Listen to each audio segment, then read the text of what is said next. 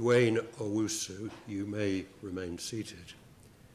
I have to sentence you for the murder of Zahwa Mukhtar at around 4:30 on the morning of the 16th of August of last year, of which you were convicted by a jury at a trial which concluded last month. The facts giving rise to this offence are as follows. On the evening of the 15th, you went with others to a rave in Hackney. You left there around 2 a.m. and 5 or 6 of you, as your group then comprised, were driven to Stoke Newington, having been told that there was an event or a party of some sort that was taking place there. In the event, it did not materialise. You and the others were wandering around the streets when you encountered Miss Mukhtar for the first time, who it appears was doing likewise. Both she and your group were all high on drink and a cocktail of different drugs. It was decided to go back to an address in Dagenham, and Miss Mukhtar, who had by this time attached herself to your group, got into the car with the rest of you. In the journey that followed, she was sitting on your knee.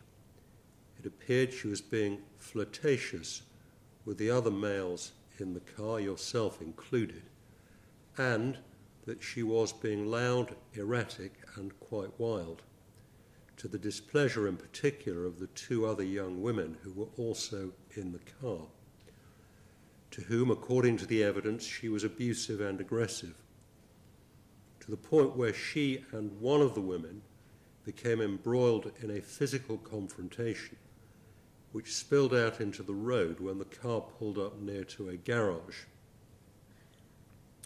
Matters calmed down, and I accept that you may have assisted in that regard. Everyone got back into the car, which drove off. The calm was, however, short-lived, matters coming to a head when Miss Mukhtar took out her phone and started the video recording function, to which one or possibly both of the women took great exception, such that it got to a point where you, Mr. Owusu, told the driver to pull up, having decided that the only way to resolve the situation was to eject her from the car. In order to facilitate this, you grabbed hold of her phone, and when the driver had stopped the vehicle, you opened the door and threw it out, thinking that she would get out to retrieve it, at which point you could drive off and would be rid of her. The tragic mistake that she made was not to do this, but rather to cling on to you, which I'm entirely satisfied on the evidence, resulted in you pushing her out of the car, causing her to fall on her bottom.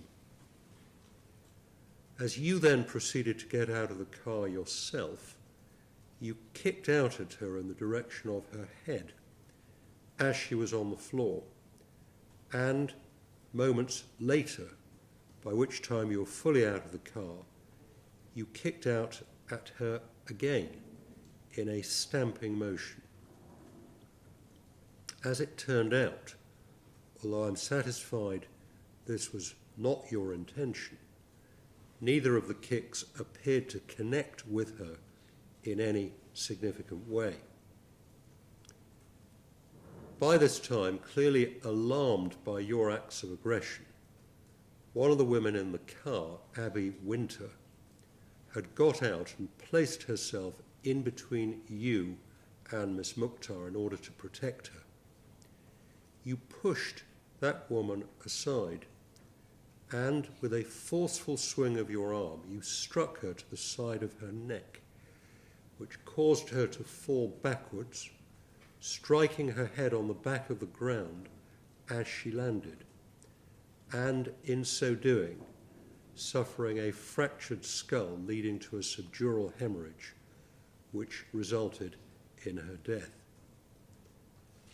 Whether you use the heel of your palm as you maintained, or a clenched fist, as contended by the prosecution, in my judgment, makes no practical difference. As is apparent from the CCTV footage, it was a forceful blow for which there was absolutely no need or justification. Paige Allen, the other young woman in the car, whose evidence I accept, described this part of the incident as follows, and I quote, "He flung Abby from him. It was too much. He took it too far. She did not deserve to be thrown out of the car the way he was doing so. He was just lost. There was no controlling him. He seemed so angry. He was just raged. He looked like a monster when punching her. His behavior was just wrong. I went to help her, and he screamed at me to get in the car, which I did. Everyone was shouting at him, and everyone in the car did not agree with what he had done." Unquote. Following these events, the car drove off, but returned to the scene a minute or so later to find that Miss Mukhtar was still flat out on the ground. Paige Allen's evidence continued. Again, I quote, "Me and Abby said, we need to get her help. We couldn't leave her like that. The defendant was screaming at her.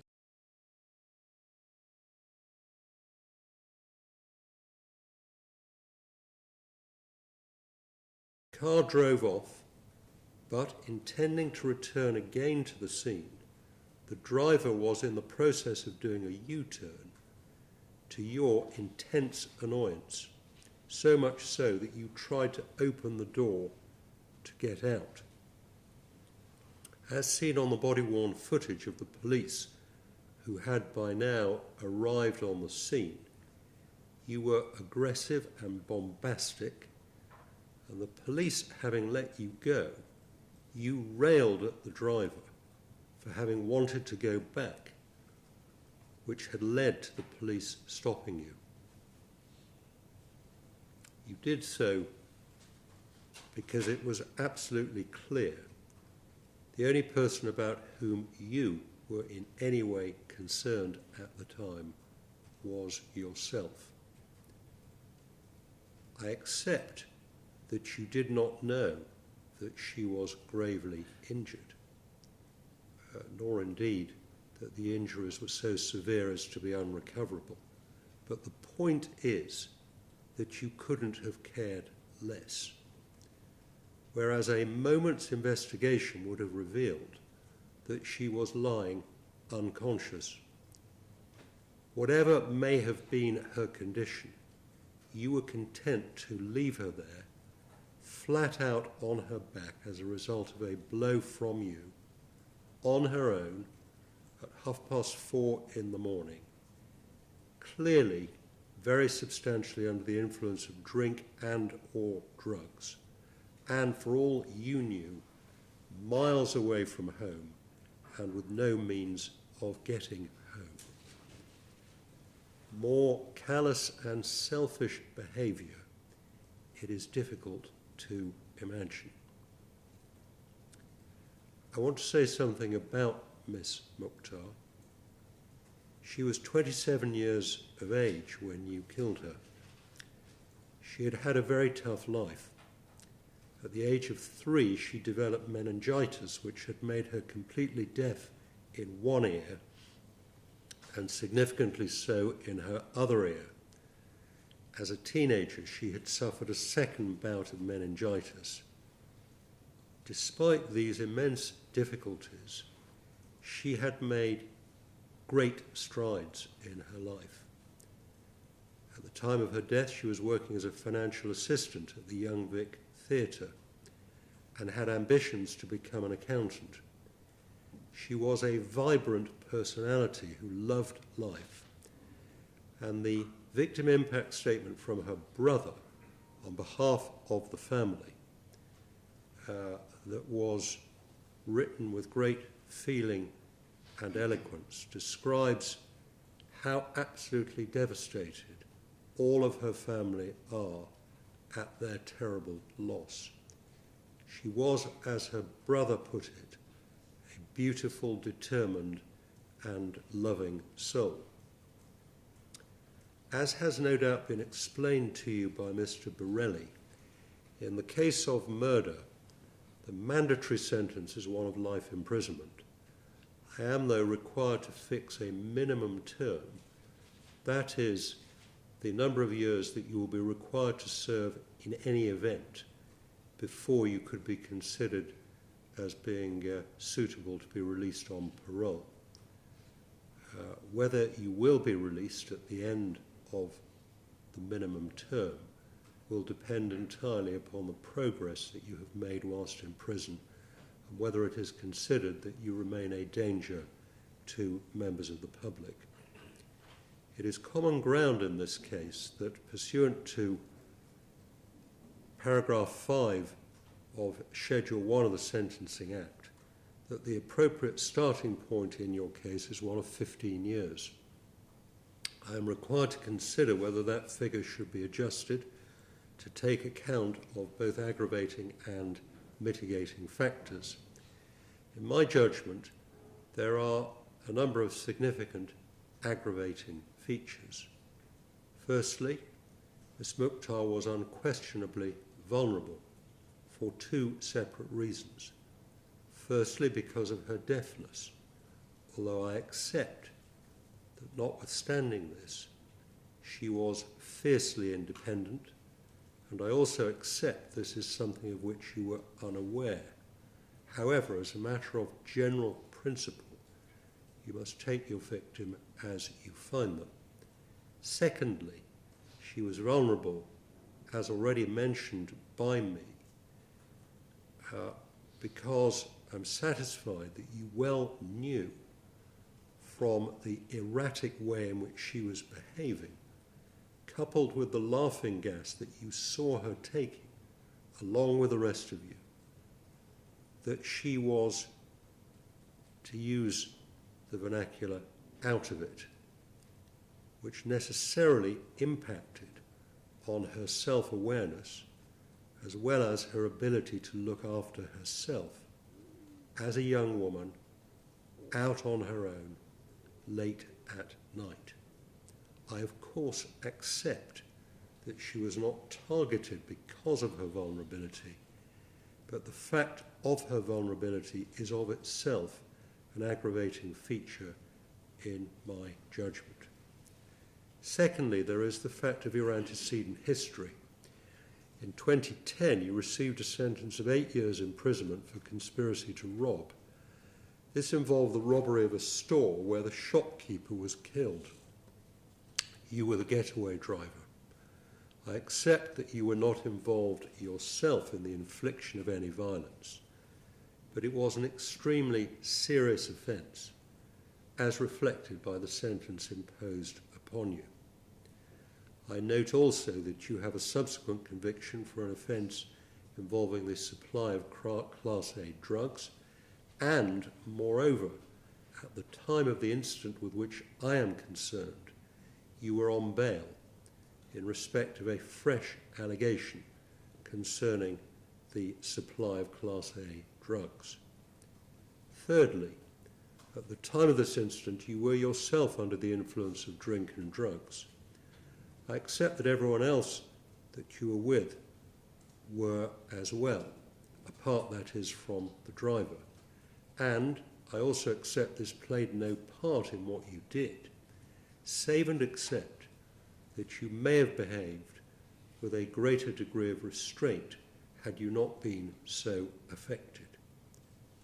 Fourthly, having assaulted Miss Mukhtar in the way that you did, as I have already mentioned, you took no steps to see if she was all right or to obtain any help for her whatsoever. That, as I have already observed, is a very serious aspect of this case. So far as mitigation is concerned, I have taken into consideration the several impressive character references presented on your behalf. And I'm told that you have done well whilst you've been in custody, helping out in various different situations. I also take into account in your favour two particularly relevant factors. One, the fact, as has always been accepted by the prosecution, there was no intention on your part to kill Miss Mukhtar. Secondly, the fact, as I also accept, that this incident was very short-lived. It was relatively spontaneous and unplanned, and as such, involved no element of premeditation. I am satisfied, though, that the aggravating features to which I have referred outweigh the mitigation that is available to you. In the circumstances, I fixed the minimum term at 16.5 years. There falls to be deducted from that figure the 238 days that you have already spent in custody, which means that the further time you will be required to serve before you could be considered for parole will be 15 years and 310 days. If that calculation proves to be incorrect, the matter will need to be relisted before me. In addition, there will be a surcharge in the statutory amount. The defendant can go downstairs, please.